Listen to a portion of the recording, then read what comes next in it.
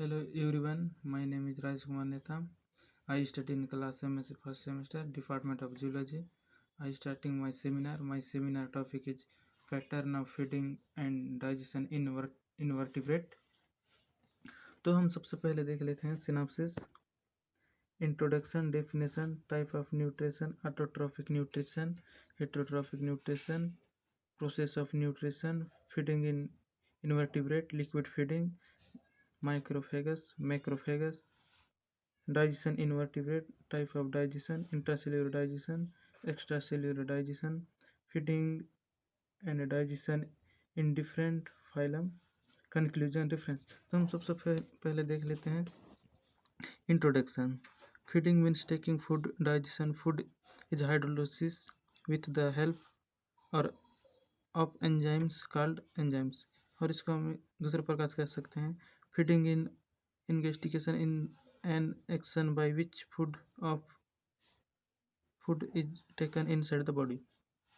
तो इसका मतलब ये हुआ इंट्रोडक्शन में है फीडिंग अर्थात फूड ग्रहण करना, और डाइजेशन ग्रहण किए गए फूड को एंजाइम्स की सहायता से हाइड्रोलिसिस करना एंजाइम कहलाता है. और इसको कह सकते हैं फीडिंग या इन्वेस्टिगेशन वहाँ प्रोसेस है जिसके थ्रू फूड मटेरियल को अंदर किया जाता है. तो उसके बाद आता है डेफिनेशन. डेफिनेशन है digestion in defined as the process of broken down large insoluble molecules of food into smaller water soluble molecules which can then be readily absorbed by the body. Definition nutrition action में participate करने वाले body के different organs को digestion या nutrition organ अर्थात पाचक या पोषक अंग तथा ऑल ऑर्गन्स को एक साथ डाइजेस्टिव सिस्टम कहा जाता है. उसके बाद आता है type of nutrition. Nutrition two types के होते हैं. पहला है ऑटोट्रॉफिक न्यूट्रिशन, हेटरोट्रॉफिक न्यूट्रिशन. जिसमें पहला है autotrophic nutrition, the nutrition in which an organ synthesis of producer in its own food material. Such organisms are called autotrophic nutrition element. Example है Euglena bacteria. तो इसका मतलब ये हुआ कि वह पोषण जिसमें जीव अपने फूड मटेरियल का सिंथेसिस या निर्माण स्वयं करते हैं, ऐसे न्यूट्रिशन करने वाले एनिमल्स को ऑटोट्रोपिक न्यूट्रिशन कहलाते हैं. इसके एग्जाम्पल है यूग्लिना बैक्टीरिया. इसके बाद आता है heterotrophic nutrition, the nutrition in which the food material are not synthesized by themselves but they are obtained from other animals. Organisms that do this nutrition are called altries. Heterotrophic nutrition वह पोषण जिसमें अपने food material का synthesis स्वयं नहीं करते बल्कि दूसरे जीवों पर डिपेंड रहते हैं, ऐसे न्यूट्रिशन करने वाले एनिमल्स को हेटरोट्रॉफिक न्यूट्रिशन कहते हैं. इसके एग्जांपल हैं मेनी बैक्टीरिया, अमीबा, पैरामीशियम. उसके बाद देखते हैं हम प्रोसेस ऑफ न्यूट्रिशन. ये 5 चरणों में होती है. पहले इन्वेस्टिगेशन, डाइजेशन, एब्जॉर्बिशन, एसाइमिलेशन, इगेशन. तो हम देख लेते हैं प्रोसेस ऑफ न्यूट्रिशन किस प्रकार के होता है जीवों में. पोषण एक जटिल क्रिया है जो कई चरणों में पूर्ण होती है. जो जानते हो ये जो पोषण में मुख्य निम्नलिखित क्रियाएं होते हैं. जैसे इन्वेस्टिगेशन वह प्रोसेस है जिसके थ्रू फूड मटेरियल को अंदर किया जाता है. इसमें स्पर्शक जैसे सीडोपोड या साइटोसोम इत्यादि ऑर्गन्स अंतर्गण में हेल्पफुल होते हैं. उसके बाद आता है डाइजेशन. जैसे एनिमल भोजन को जिस रूप में ग्रहण करता है तथा उसको उसी रूप में उसका उपयोग नहीं कर पाता क्योंकि ये बहुत ही जटिल होते हैं. इस कारण भोज्य पदार्थों को पहले शरीर के विविध अंगों के द्वारा सरल तथा उपयोगी पदार्थ में बदला जाता है. यह क्रिया डाइजेशन कहलाती है. उसके बाद है एब्जॉर्बिशन. पाचन के दौरान भोज्य पदार्थों को उपयोगी पदार्थों को सरल घुलनशील पदार्थों में बदल दिया जाना एब्जॉर्बिशन कहलाता है, जिसके थ्रू बॉडी के थ्रू ब्लड सरकम को मिला देता है और इसको संपूर्ण शरीर में वितरित किया जाता है. इसके बाद है एसाइमिलेशन. एसाइमिलेशन में यहाँ सेल इन पदार्थों को अपने किए गए उपयोगी नए पदार्थ जैसे प्रोटोप्लाज्मा, प्रोटीन, फैट्स, लिपिड आदि का सिंथेसिस करती है जिससे नया प्रोटोप्लाज्मा बनता है, जिसे यह प्रोसेस एसाइमिलेशन कहलाता है. इसके बाद है इगेशन. जीवों के शरीर में पाचन क्रिया के बाद कुछ फूड मटेरियल ऐसे बच जाते हैं जिनका बॉडी में पाचन नहीं हो पाता। यह क्रिया एसाइमिलेशन कहलाता है।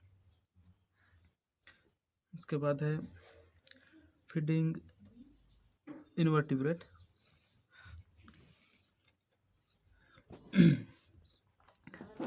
Feeding invertebrate, the investigation of food different animal is done by different method depending on the nature of the food.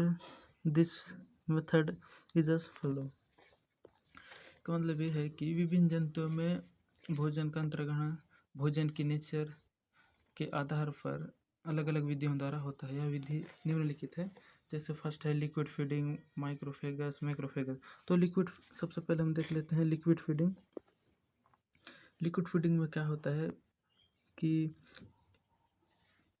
Animals that consume food items the liquid are called liquid feeding. Investigation in this organism is by following method.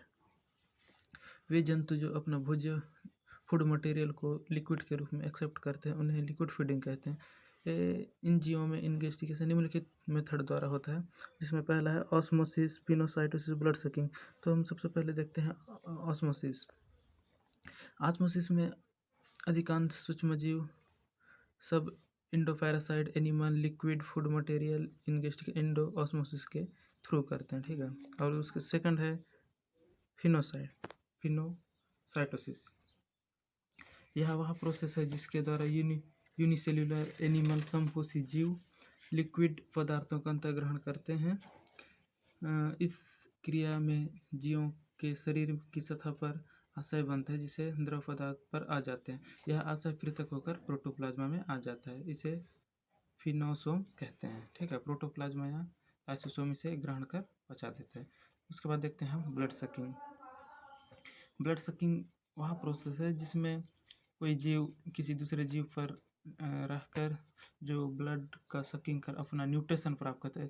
ऐसे nutrition प्राप्त करने वाले animal को blood sucking animal कहते हैं। जैसे कि example में देखते हैं मॉस्किटो, लीच, एस्केरिस इत्यादि। उसके बाद आता है सेकंड नंबर में माइक्रोफेगस, ठीक है। माइक्रोफेगस वे एनिमल होते हैं जो जलीय सूक्ष्म जीवों जैसे बैक्टीरिया, प्रोटोजोआ, डायडोमस इत्यादि का इन्वेस्टिगेशन करते हैं, ठीक है। एग्जाम्पल है पैरामीशियम स्पोंजिला। उसके बाद देखते हैं मैक्रोफेगस। भोजन के बड़े कणों को ग्रहण करने वाले जंतुओं को मैक्रोफेगस एनिमल कहते हैं। एग्जाम्पल इसका है हाइड्रा, ठीक है। डाइजेशन इन, उसके बाद देखते हैं हम डाइजेशन इन वर्टिब्रेट।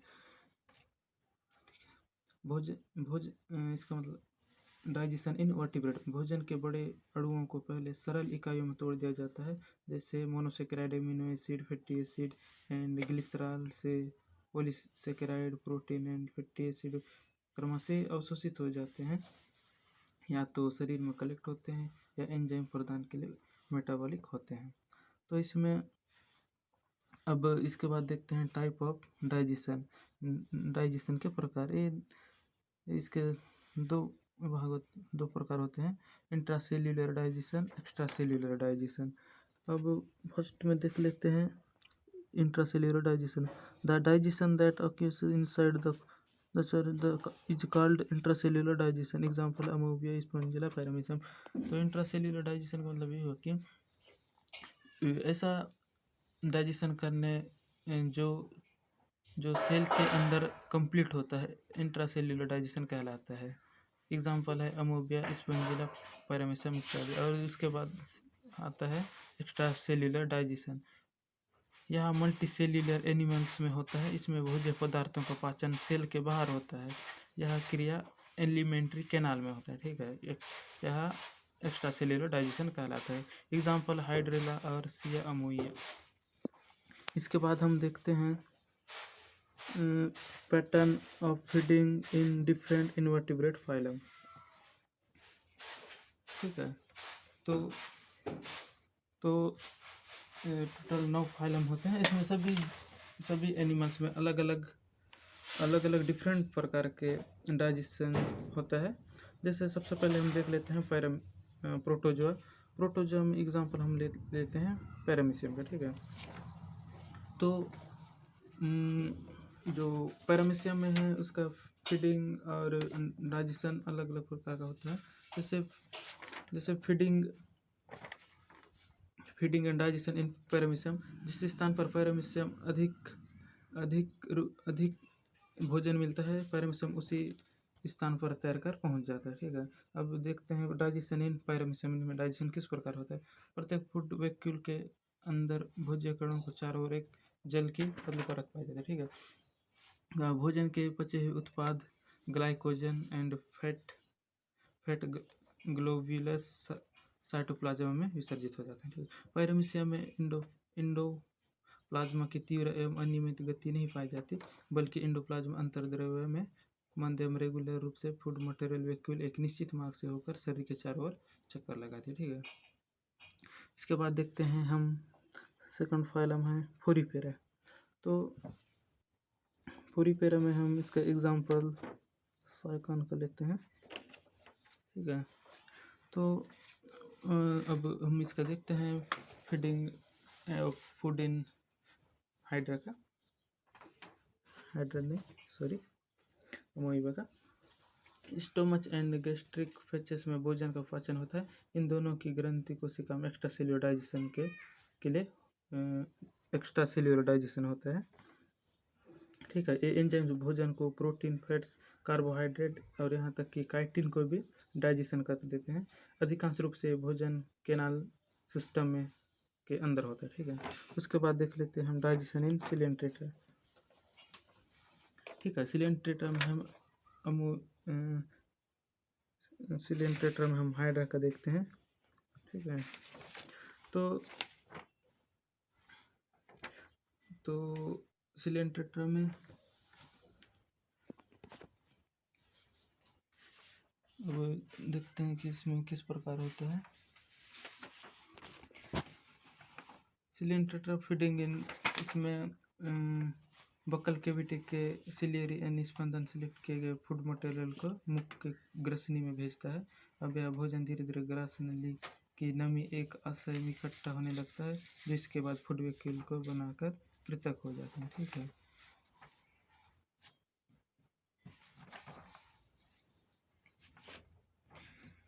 उसके बाद है digestion in food in amoeba. Stomach and गैस्ट्रिकेशन फैचेस में भोजन का पाचन होता है। इन दोनों की ग्रंथि कोशिका एक्स्ट्रा सेल्यूलर डाइजेशन होता है।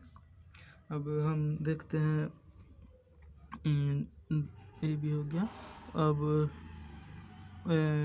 फाइलम प्लेटीहेल्मिन्थेज। अब प्लेटीहेल्मिन्थेज में हम फेसियोलस का देखते हैं। तो इसमें डाइजेशन किस प्रकार होता है। डाइजेशन फूड फेसियोलस, तो फेसियोलस यह भेड़ बकरियों की आंत में पाया जाता है, जो परजीवी के रूप में पाया जाता है।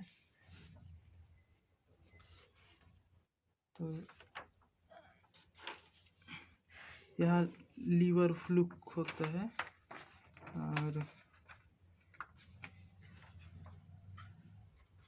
यह लीवर डाइजेशन एक्स्ट्रा सेल्यूलर होता है। भोजन का संचार ग्लाइकोजन एंड फैटी एसिड के रूप में होता है, सेल में होता है। पोषक के रुधिर ग्लाइकोजन एंड फ्रक्टोज सुक्रोज में सीधे अपने शरीर की साधारण सतह पर डिफ्यूजन के थ्रू प्राप्त करता है। इसके बाद हम देख लेते हैं एनेलिडा।